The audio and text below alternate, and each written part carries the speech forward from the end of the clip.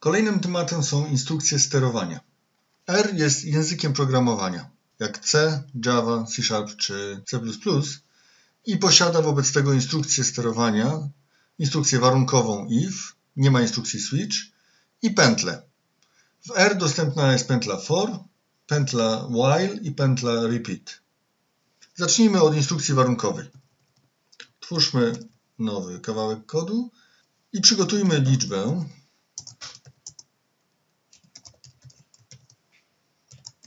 wylosowaną ze zbioru od 0 do 9. Dodajmy nawiasy, żeby zobaczyć, co to za liczba. To będzie 0 albo 9. Przy każdym losowaniu to będzie inna liczba z zakresu od 0 do 9. I teraz, jeżeli liczba jest większa i równa 5, to wyświetlimy napis duża. Jest duża, a teraz zobaczmy kolejne. W przypadku 1 napis się nie pojawia, ponieważ liczba 1 nie spełnia warunku, że ma być większa lub równa 5. Ale jeżeli dodamy else, czyli jeżeli warunek nie jest spełniony, jeżeli warunek jest spełniony, to wykonujemy to polecenie.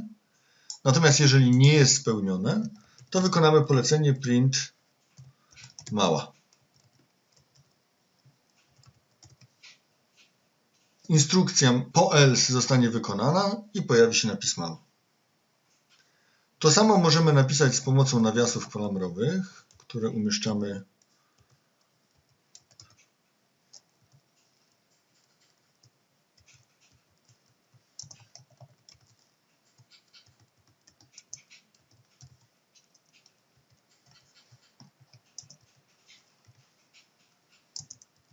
choć prawdę mówiąc ja wolę styl C, a nie styl jawowy, czyli nawiasy ustawione w taki sposób. Nawiasy dają nam możliwość wykonywania wielu instrukcji w razie spełnienia warunku i w razie jego niespełnienia. Czyli tu możemy dodawać kolejne instrukcje, jeżeli byśmy takie chcieli tu umieścić. Instrukcja warunkowa if nie działa w taki sposób jak inne funkcje, czyli jeżeli wylosuje więcej niż jeden element, czyli powiedzmy, że wylosuje 10 elementów, przetasuje ten zbiór 0,9, to instrukcja warunkowa nie zadziała. Nie wyprodukuje mi 10 napisów duża, mała. To nie, w taki sposób nie zadziała. Sprawdźmy teraz działanie pętli. Stwórzmy wektor liczb od 0 do 9. Przetasujmy je.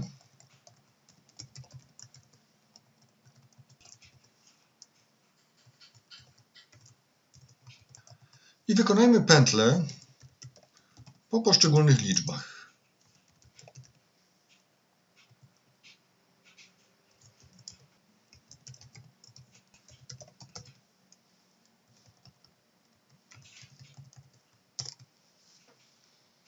Czyli wyświetliłem w pętli kolejne elementy ze zbioru wektor. Konstrukcja tej pętli podobna jest do konstrukcji pętli for each w nowoczesnych językach, czyli w C# i w Javie. Natomiast jeżeli ja potrzebuję indeksu, to nadal mogę go uzyskać. Możemy skonstruować pętlę w następujący sposób. Zamiast podawać element, ja mogę podać indeks, na przykład i, w zbiorze od 1 do długości wektora. Pamiętajmy, że w R indeksujemy od 1, nie od 0. I wykonajmy tę pętlę jeszcze raz. Tym razem oczywiście powinniśmy ity element z wektora wydrukować, czyli i.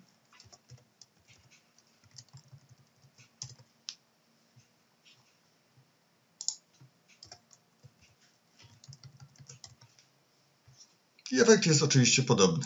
Natomiast mamy dostęp do indeksu, możemy ten indeks także wyświetlić.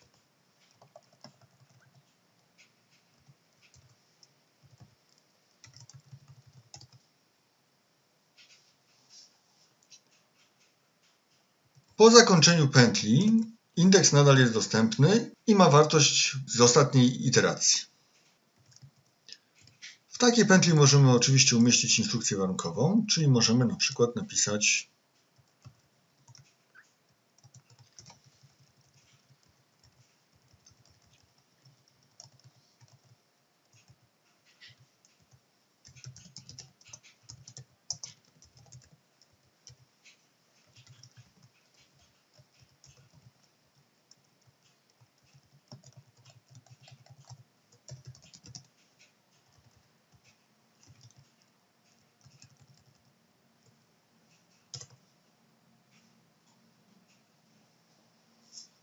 I w każdej iteracji sprawdzana jest wartość liczby odczytanej z wektora wektor i wyświetlany jest napis duży lub mały w zależności od jego wartości.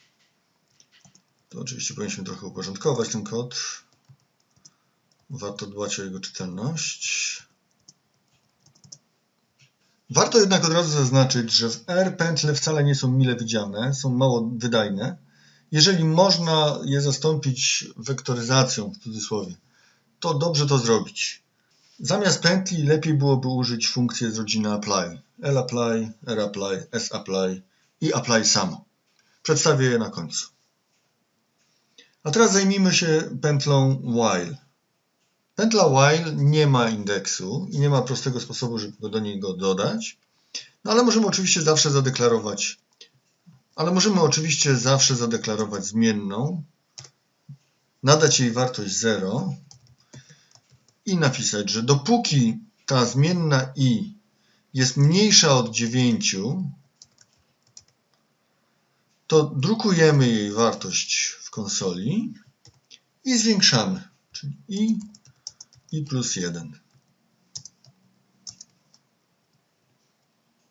Sprawdźmy, jak to działa. Wydrukowane zostaną kolejne liczby od 0 do 8. Jeżeli byśmy chcieli do 9, to oczywiście możemy zmienić warunek. Oczywiście powinniśmy od nowa zainicjować zmienną i uzyskamy wtedy 10 iteracji.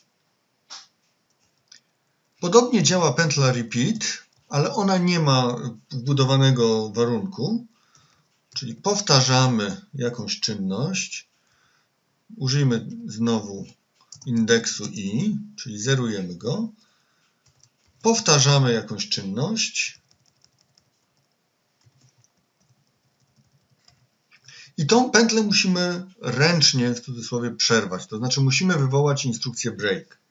Jeżeli zmienna i będzie miała wartość większą lub równą 9, to ta pętla zostanie przerwana.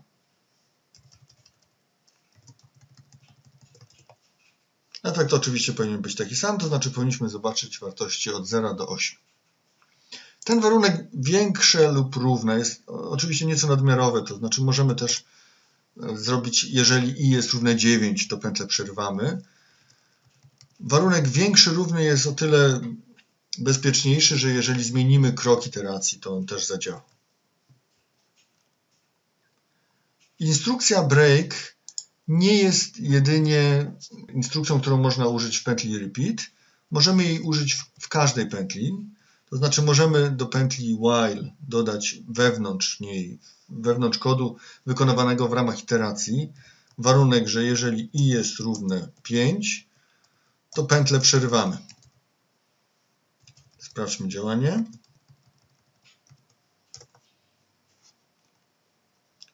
Wobec tego, jeżeli i będzie równe 5, czyli w 6. iteracji, pętla zostanie przerwana i nie będą wykonywane kolejne kroki. Oprócz break możemy użyć także instrukcji next, która akurat w tym przypadku niewiele zmieni, ale spowoduje, że kończymy wykonywanie bieżącej iteracji i przechodzimy do następnej. Jeżeli byśmy przenieśli albo skopiowali instrukcję drukowania, to wtedy moglibyśmy zobaczyć tego efekt. Proszę zobaczyć, wszystkie instrukcje są wykonywane dwukrotnie, czyli 0 przed zwiększeniem wartości 1, na początku kolejny 1 i na końcu tej iteracji 2 i brakuje powtórzonej piątki, ponieważ przed wydrukowaniem 5 w iteracji, w której i jest równe 5, ja kończę działanie iteracji i przechodzę do następnej. Możliwe jest również zagnieżdżanie pętli. Dla przykładu przygotujmy pętlę po dwóch kierunkach, w której każda iteracja będzie wskazywać na inny kierunek, czyli góra, dół, prawo, lewe i ukośne.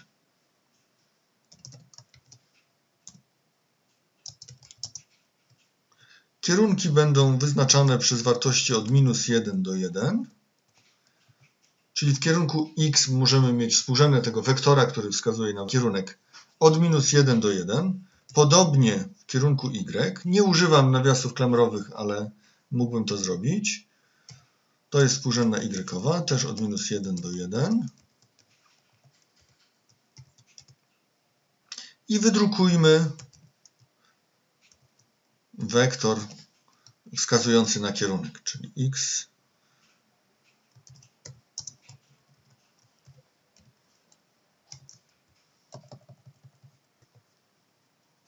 A więc uzyskujemy kierunek w lewo, w dół, w lewo do góry, w dół. To oczywiście nie powinno wystąpić, czyli powinienem zrobić, jeżeli x równe jest 0 i jednocześnie y równe jest 0, przechodzę do następnej iteracji.